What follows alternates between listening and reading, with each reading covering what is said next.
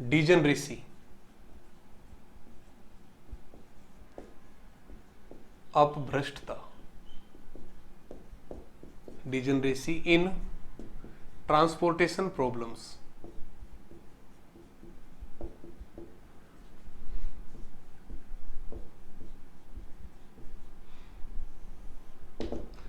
ठीक है, तो आपको पता है कि जो अलोकेटेड सेल्स हैं, अलोकेटेड सेल्स कितने होने चाहिए, m+n-1। ठीक है, यानी कि जो भी आपको प्रॉब्लम दे रखी है, प्रॉब्लम ट्रांसपोर्टेशन प्रॉब्लम जो भी आपको दे रखी है, उसमें टोटल सेल तो कितनी है, m×n, m×n, और उनमें से जो मैक्सिमम जो अलोकेशंस जो हो सकते हैं, ठीक है, नंबर ऑफ अलोकेटेड सेल्स जो मेरे पास है वो क्या है, m+n-1 होनी चाहिए। तब सॉल्यूशन क्या कहलाता है, इंडिपेंडेंट कहलाता है। ठीक है, बेसिक सॉल्यूशन या इंडिपेंडेंट सॉल्यूशंस मिलेंगे आपको अगर अलोकेटेड सेल्स कितने हैं, m+n-1 है। अगर नंबर ऑफ अलोकेटेड सेल्स, अगर इस तरह की स्थिति आ जाए, नंबर ऑफ अलोकेटेड सेल्स क्या हो, लेस देन m+n-1। ठीक है, लेस देन क्या हो, m+n-1। m+n-1 से कम अगर अलोकेशन आपको मिल रहे हैं, इसका मतलब फिर वहां पर जो प्रॉब्लम बनी आपकी ट्रांसपोर्टेशन प्रॉब्लम, उसको हम क्या कहेंगे, डिजेनरेट ट्रांसपोर्टेशन प्रॉब्लम कहेंगे, अपभ्रष्ट परिवहन समस्या कहेंगे। अब इस तरह की अगर समस्या आपके पास आ गई तो उसमें आपको फिर क्या करना है वो मैं देख रहा हूं। उसके लिए एक क्वेश्चन मैं लिखता हूं। और डिजेनरेसी कहां पर आएगी, जहां पर एक रो और एक कॉलम, यानी कि किसी की डिमांड और किसी की कैपेसिटी एक साथ अगर पूरी हो जाए। ठीक है, किसी की डिमांड और किसी की कैपेसिटी एक साथ अगर पूरी हो जाए तो फिर वहां डिजेनरेसी पैदा होगी। जैसे एग्जाम्पल, जैसे यहां पर अपन देखें एग्जाम्पल, सपोज एक ट्रांसपोर्टेशन प्रॉब्लम मैं यहां पर लिखता हूं।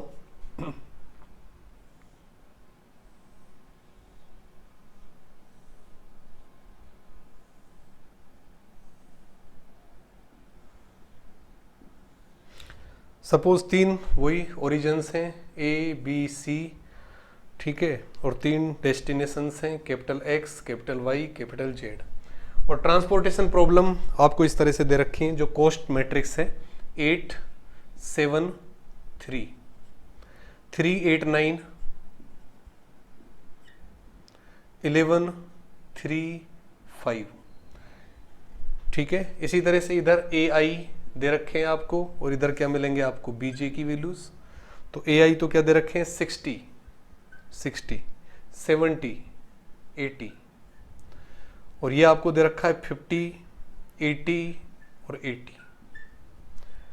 ठीक है, ये प्रॉब्लम अगर आपको दे रखी है, अगर आपसे कहा जाए कि इसको आप सॉल्व करिए, तो इसमें सबसे पहले चीज तो ये कि बैलेंस है या नहीं।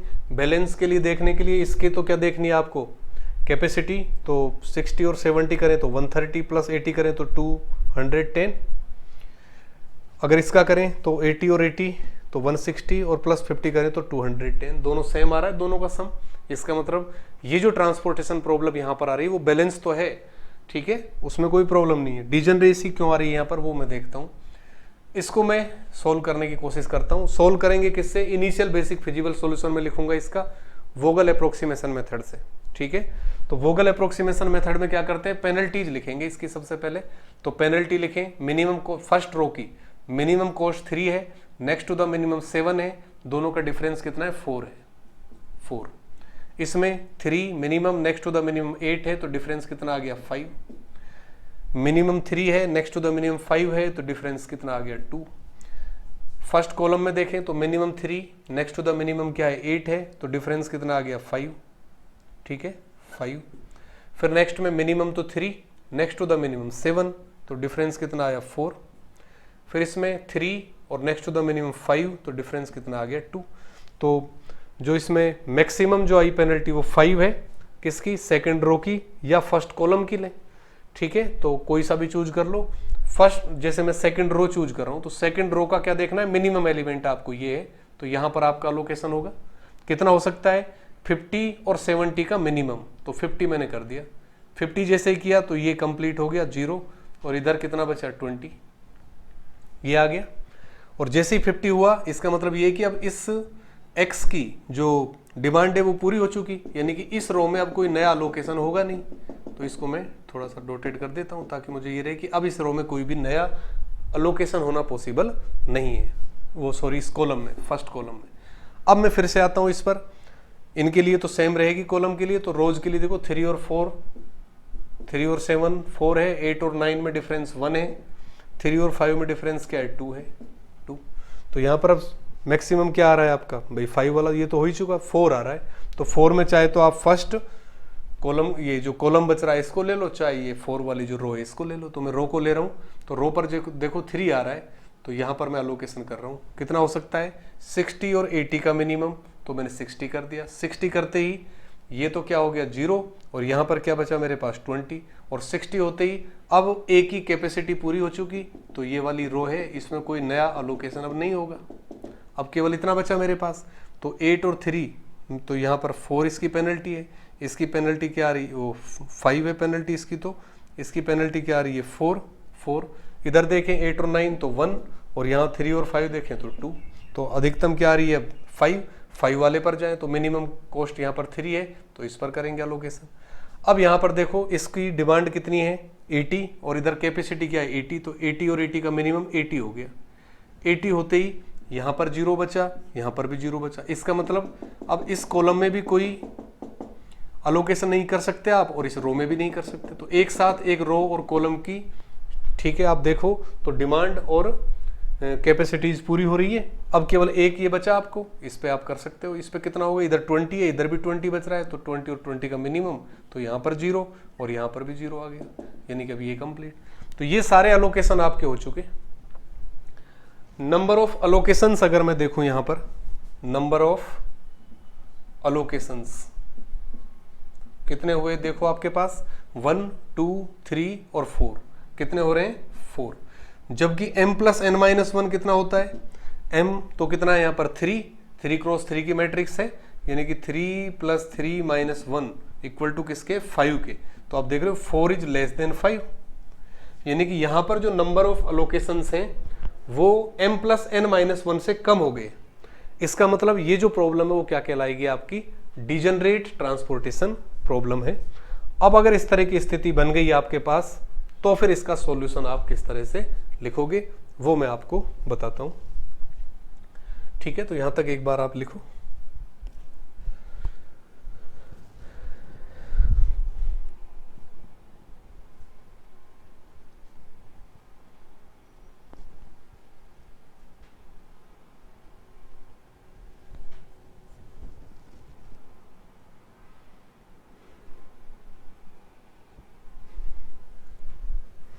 सॉल्यूशन किस तरह से करेंगे इसका देखो आप,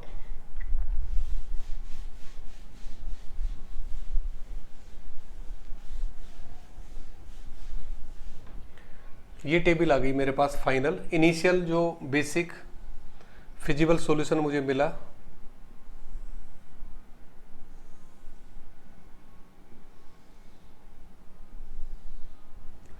एट सेवन थ्री 3 8 9 11 3 और 5, तो यहाँ पर 60,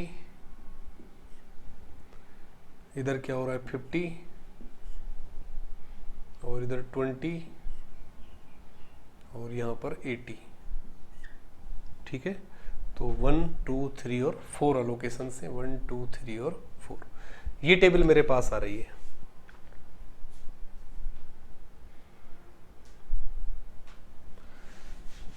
ये इनिशियल बेसिक फिजिबल सॉल्यूशन मेरे पास आया किसकी सहायता से, वोगल अप्रोक्सीमेशन मेथड की सहायता से।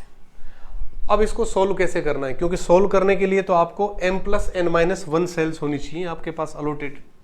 m प्लस n माइनस 1 यहाँ पर करें, यानी कि 3 प्लस 3 माइनस 1, यानी कि 5 सेल्स ऐसी होनी चाहिए जिनमें अलोकेशन हो। अब अगर नहीं है तो फिर आप क्या करोगे, एक नंबर लोगे आप, ठीक है, एक स्मॉल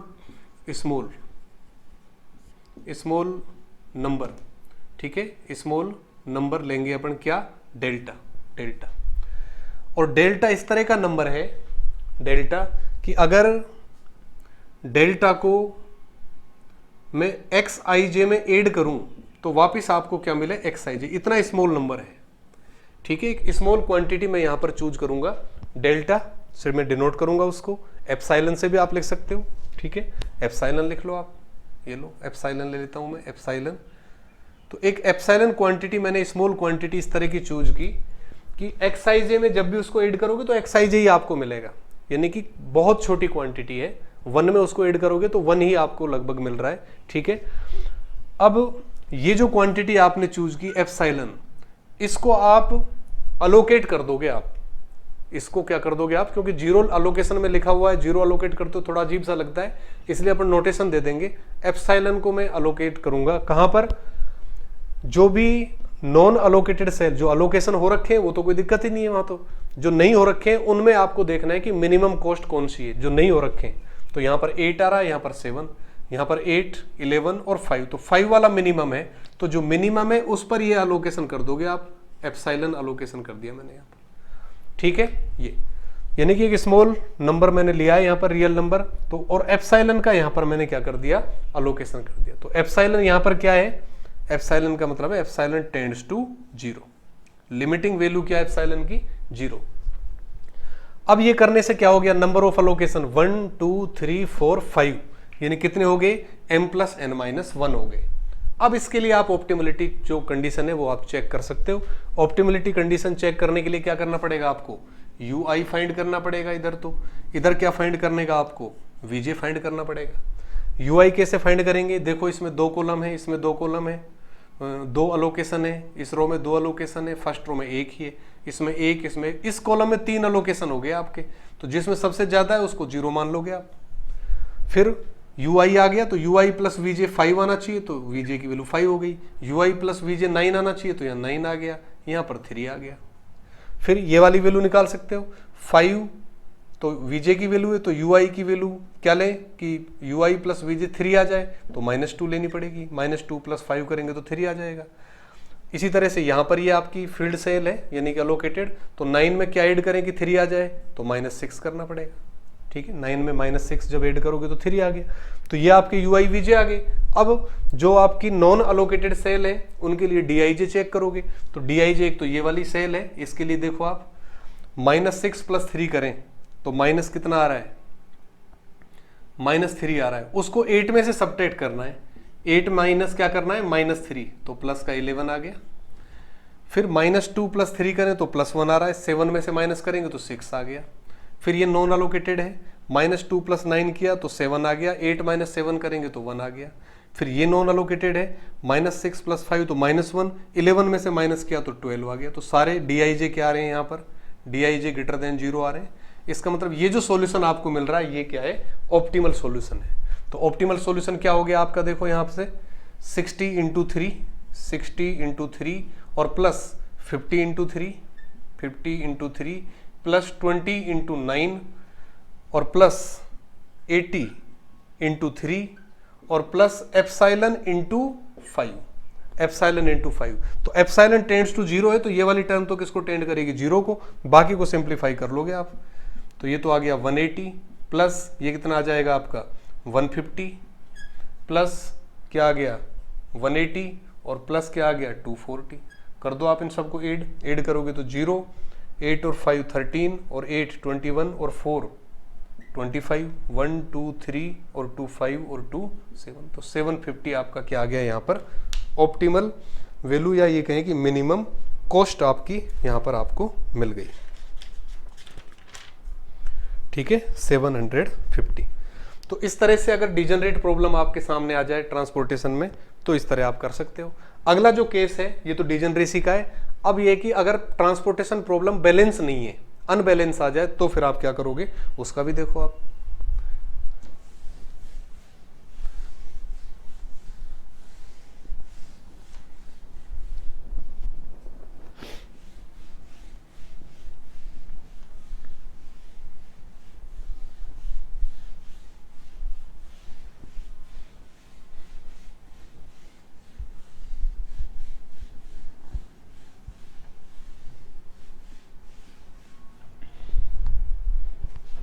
नेक्स्ट है unbalanced transportation problem. Unbalanced transportation problem,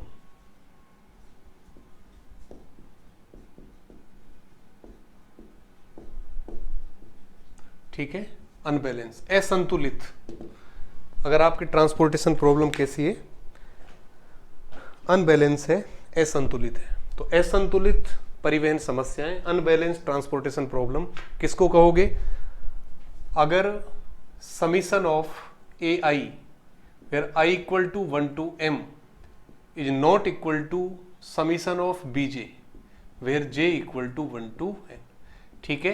यानी कि जो कैपेसिटी है जितनी, उन सब का सम, और जो डिमांड्स हैं उन सब का सम अगर डिफरेंट है, ठीक है, तब जो ट्रांसपोर्टेशन प्रॉब्लम है वो क्या कहलाएगी? आपकी अनबैलेंस ट्रांसपोर्टेशन प्रॉब्लम कहलाएगी।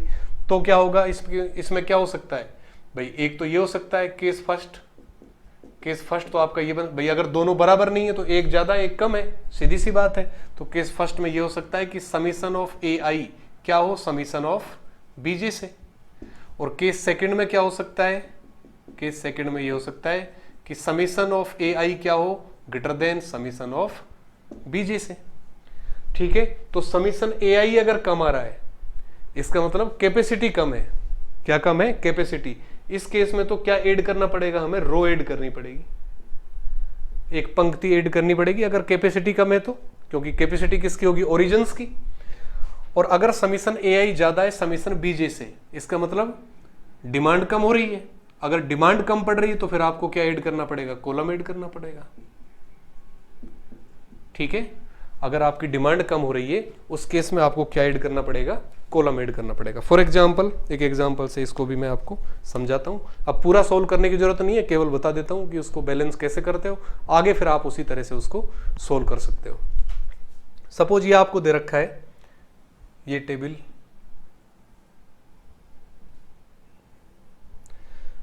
सपोज ये दे रखे हैं आपको W1, W2, W3 और W4, ठीक है। और इधर आपको दे रखे हैं सपोज ABC,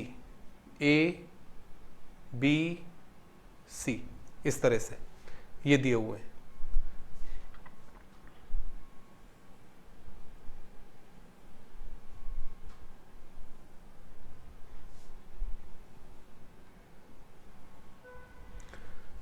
और क्या दिए हुए हैं आपको? देखो यहाँ पर इधर से ये ए आई की वैल्यू यहाँ पर देगा ये आपको, तो कितनी इधर रखी है? 100, 25, 75 और 25,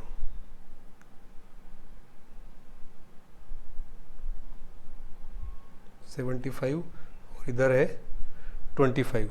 इधर आपको दे रखी है वैल्यूज, क्या क्या? 105, 105, 30, 30, एक मिनट मैंने गलत लिख दिया इसको, W4 नहीं दे रखा आपको, W3 तक ही दे रखे हैं केवल, है ना, W3 तक दे रखे हैं, केवल इतनी सी मैट्रिक्स दे रखी है।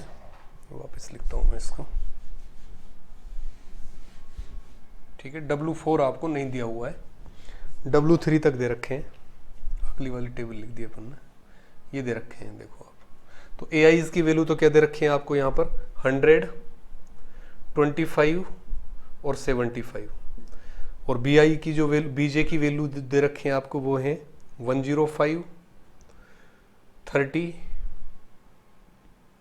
30। इनको मैं थोड़ा दूर लिखता हूँ, ये तो क्या है? 100, 25 और 75। इधर दे रखी है आपको 105, 30 और 90। ये वैल्यू जो आपको ए आई और बीजे की दे रखी है, ठीक है। ए आई और बीजे दे रखे हैं। अब आप एक बार सम करके देखो, 75 प्लस 25 करें तो 100 प्लस 100, इधर तो कितना आ रहा है? 200। इनका सम तो इनका करें तो 90 और 30 करें, ठीक है, तो 120 और फिर 105 उसमें ऐड करें तो 225 आ रहा है। यानी कि जो डिमांड है वो ज़्यादा है। डिमांड क्या है? ज़्यादा है, किसकी बजाय? कैपेसिटी। कैपेसिटी तो कितनी है? 200।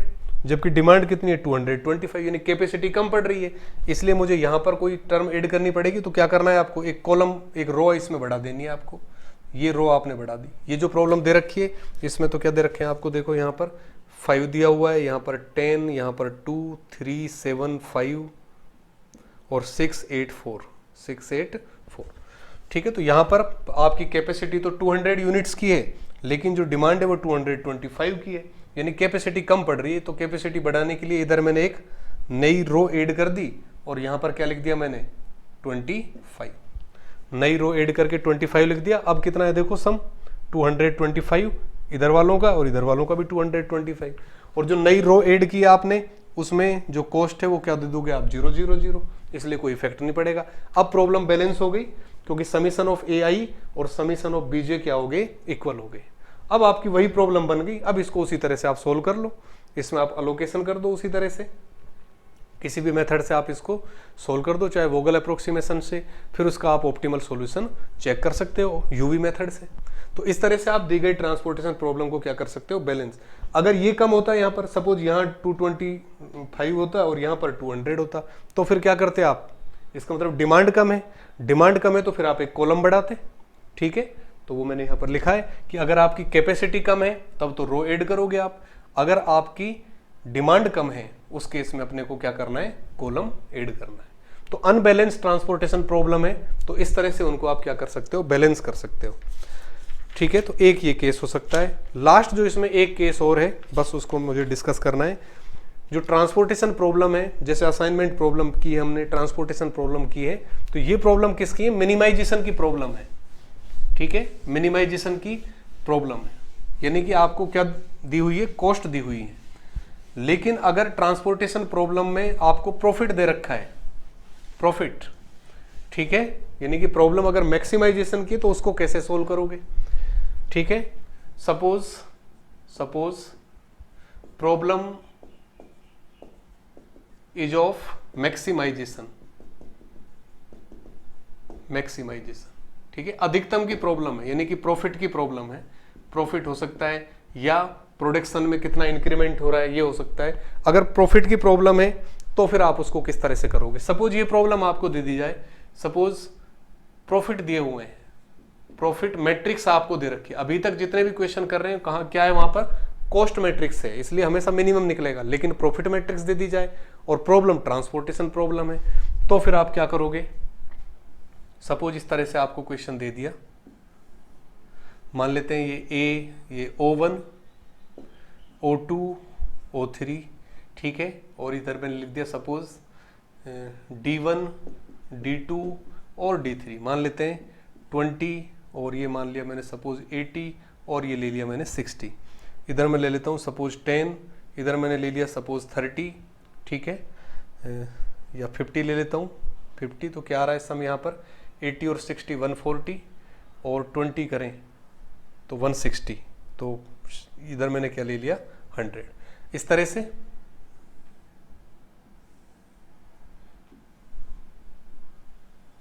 और सपोज इसमें आपको दे रखा है 2, 3, 4, 5, 6, 7, 8, 9 और 10। सपोज ये आपको प्रॉफिट दे रखा है, यानी ओवन ओरिजिन से अगर D1 पर जा रहे हो तो जो प्रॉफिट है वो कितना हो रहा है 2 रुपीज का। O1 से D2 पर प्रॉफिट इतना हो रहा है, ठीक है। अभी 1000 में हो सकता है, लाख में हो सकता है, 2 लाख रुपए है, 3 लाख रुपए, जो भी है ये।